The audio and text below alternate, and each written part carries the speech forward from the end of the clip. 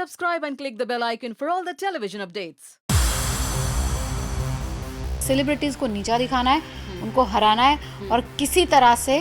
उनको जीतने नहीं देना है, फिर चाहे जो भी हो जाए। मेघा, ये बिग बॉस 12 एक ऐसा सीजन था जहाँ पे हम सब ने एक चीज़ बहुत खुलकर देखी और नोटिस की कि बिग बॉस 12 में एक ऐसा था कि जब टास्क मिलता था, इससे पहले जितने भी लोगों का जब भी कुछ होता था वो एक ग्रुप के लिए हमेशा लड़ते थे, एक ग्रुप के साथ वो हमेशा रहते। लेकिन पहली बार ऐसा हुआ था, लोग ग्रुप को नहीं एक दूसरे को हराने में लगे हुए थे। अगर उस ग्रुप में उनका कोई दुश्मन है तो वो उनको हराओ, चाहे आप टास्क रद्द हो की जाए, कैप्टेंसी आपके हाथ से चली जाए, तो उसको आप कितना इस चीज़ को सही मानती थी? क्योंकि उसके लिए सलमान ने भी बात कहा कि इसके लिए आपको राशन की कमी हो सकती है, लोग आपको बाहर वो देख रहे हैं कि आप एक दूसरे से बस दुश्मनी निकाल रहे हैं।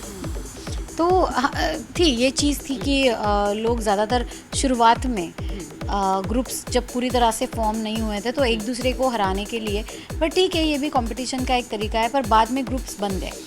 हैप्पी क्लब बना, वुल्फ पैक बना, उसके बाद दी इंडिविजुअल्स आया मेरे ऐड होने के बाद, क्योंकि मेरे ऐड होने से पहले वो वुल्फ पैक था और उन्होंने मुझे कहा कि आप वुल्फ पैक में शामिल होना पसंद करेंगे, तो मैंने कहा था नहीं, मैं किसी पैक में या किसी क्लब में शामिल होने के लिए यहाँ नहीं आई हूँ, मेरी अपनी इंडिविजुअल पर्सनालिटी है। तो इस बात पर श्री ने कहा था कि ठीक है, फिर आज से हम दी इंडिविजुअल्स।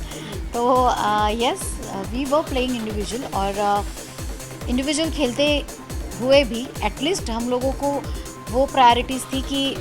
फॉर एग्ज़ाम्पल अगर साथ देना ही हुआ तो मैं फिर श्री, दीपिका और जसलीन का दूंगी टास्क के दौरान अगर देना है, या वो मेरा देंगे। तो ये ऐसा था, बट कोई प्रॉपर ग्रुप में हम लोग तब नहीं खेले थे। पर हाँ, हैप्पी क्लब का सिर्फ एक ही मकसद था कि सेलिब्रिटीज़ को नीचा दिखाना है, उनको हराना है और किसी तरह से उनको जीतने नहीं देना है, फिर चाहे जो भी हो जाए।